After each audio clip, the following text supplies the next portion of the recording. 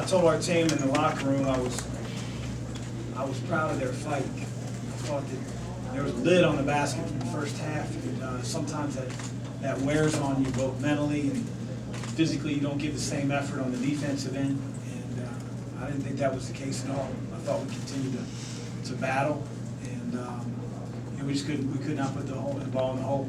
In the second half, it started to open up a little bit. But I thought outside of losing Jalen Cohn a couple times, I thought our defense was on point. We made Nolly work for his catches. There were a couple times when they were trying to post him in the long post. Both Dwayne and Jordan did a great job fronting him and not allowing him to go in easily, where he's really been effective all year long. I thought Jordan, maybe played one of his most complete games in a Louisville uniform. Ironically, his last one here. And I thought on the defensive end, he gave great effort. He guarded the ball exceedingly well. He rebounded. I thought he made the right plays in transition.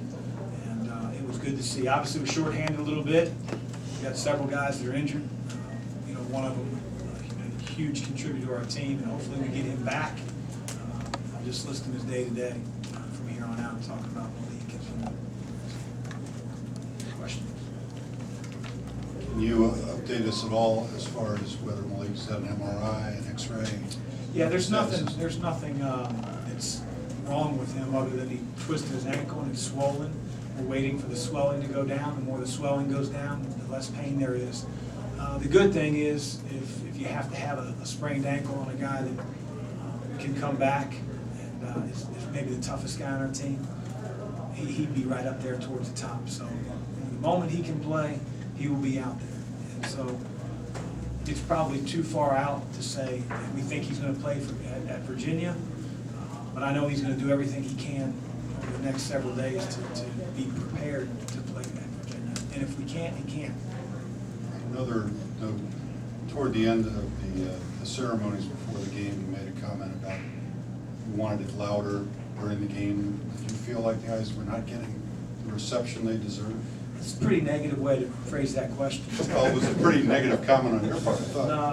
No, don't start pointing fingers at me. I would just say that, I thought it was pretty loud. I thought that the seniors were honored. Probably wasn't to capacity in terms of people don't necessarily get here 20, 30 minutes before. But I thought it was really loud, and I wanted the same thing to happen once the game goes on, because I know that our guys feed off that adrenaline. And I thought in the second half we made a run. I know it's tough to stand up and cheer when both teams haven't scored 6 times in a row. It's like you go to the loony bin if you start doing that, but that's all right. Fans can go in the loony bin, that's fine. So it was good. I thought we were really spurred on by our crowd today. Did you make offensive and defensive adjustments in the second half there after it was tied at halftime? The adjustment that I don't want to say it was an adjustment. We just emphasized that I thought we were running good offense. And I thought we were trying to get the ball into the paint. I thought we did that in the second half. We got a few more fouls called. We got to the bonus a little bit quicker. And generally the lid comes off the basket at some point as long as you continue to give defensive effort. There weren't a whole lot of adjustments. I didn't think they were taking us out of our offense or limiting our touches or our reversals. But it was just a matter of seeing those shots go in or trying to grab some more offensive rebounds. Virginia Tech is a little smaller maybe than some other teams, but do you guys have to change when Dwayne's at the 5 or Quinn as opposed to Steve? Do you have to change the way that you run things at all? Or? We don't necessarily. First of all, Dwayne he's like a computer on offense. He can run every position, every play. It's honestly amazing because he doesn't get reps at every position. Most guys just know, okay, I'm the 2, I go here, I screen there, and they don't have the full concept of the play that Dwayne does. You don't find that a whole lot. We still run the same stuff, but the emphasis may not be to get the ball into Dwayne in the post. We certainly set pick and rolls, and where often he would pop, he has to roll because there's limited spacing when you have 5 guys on the perimeter. Spacing under the basket, but there's not spacing on the perimeter. So we do run a lot of similar things, and then we just try to put guys in the right positions that we can take advantage of. Do you draw it up for David to get that offensive rebound and kick out Keith for the 3 to end senior night? That worked out pretty well. I did. You can put that on the TV show, Ken. That would be a play of the week. How about that as a way to end it though, with him That was just getting awesome. at the end? I mean, you know, again, I've been talking about David's IQ, just the presence of mind, like to know where Keith was, to, you know, have the unselfishness to spray it out, and then give Otto credit. You know, a lot of times, the guy doesn't play a whole lot. I've seen that shot 1,000 times hit the side of the backboard, you know, and glad for him. He's a good shooter. He's a good shooter. I'm sure I should be playing him more. What, if anything, do you, I can hear you. what, if anything, do you do towards the end of the season when, you know, guys may be tired of hearing your voice and it may be, you know, just kind of the doldrums of this part of the season to keep them refreshed and keep them on? I think the doldrums are over. I mean, we're playing, you know, we went on Saturday, which is a huge task. You know, we're, you know, co-champions, at least.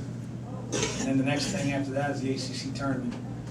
And after that, if we're lucky enough to be invited, it's the NCAA tournament. So there shouldn't be any doldrums at this point. Chris, you mentioned Jordan maybe playing his most complete game. How much of a factor do you think just his aggressiveness and just his attacking the whole game contributed to that? Yeah, I mean, I thought, you know, we ran a play for him, and you know, he took it off the flare screen, and you know, it's usually for a jump shot. They sort of pressed up, and you know, he drove to the basket, and the kid started to tie him up, and you know, had a little bit of his arm, a little bit of the ball. The referee called the foul. And, you know, he powered through and got an and one at the basket, and you know, I'll be honest, you haven't seen that a lot out of Jordan. I just thought his whole mentality was a little bit more aggressive. I thought he gave tremendous effort on the defensive end. He got tired. He played a crazy amount of minutes. You know, he got beat by Wabisa Beatty there at the end. I just think it was straight fatigue. That's why we took him out for a little bit. But you know, I've told you when he hasn't played hard or he doesn't do things that affect me. 180 today was awesome to see, and if he continues to do that, it makes us that much harder to play against him. Coach, now that this team has gone through the regular season and been battle tested and dealt with different things, do you feel pretty good about where they are headed now that it is postseason and just the way they have played? Yeah, I mean, sure, I want to get the league back and you know, be at full strength, but you know, we got some guys in this locker room that behind the scenes in the locker room and on the floor, like this team means a whole lot to them. Means a whole lot to them. You know, what the race means to you often determines how you run the race. You know, and it's that's a quote that stuck with me for a long time. And when it's not meaningful, you don't run as hard, you don't dig in as deep. And I really think while we have some flaws, we have some guys that maybe make mistakes, their heart is in the right place. They love each other, their teammates to the end, and it's a fun group to coach. Take one more up front. Malik does a whole lot of things that are hard to replace, but are you happy with what you got out of the center position in his absence, maybe specifically with Steve? First half to second half, I thought Steve made a 180. I know his shooting percentage wasn't great, but he was way more demanding of the ball, which we needed to be, whether Malik's healthy or not. And I thought he was so much more effective in the second half. He was offensive rebounding. You know, Virginia Tech chooses to post trap. He made a great pass out to Ryan. He made another pass out in the post. I just thought he was so much more engaged. He gets double-digit rebounds, which, you know, even when Malik wasn't playing at the beginning of the year, it wasn't like he was getting 10-plus every game. So it was awesome to see him really respond in the second half. You know, Steve's MO has been if he hasn't started well and hasn't played well in the first half, it's never really has changed. And I thought he was much more effective in the second half. That's great for our team. Great, thanks, Coach. Thank you. So,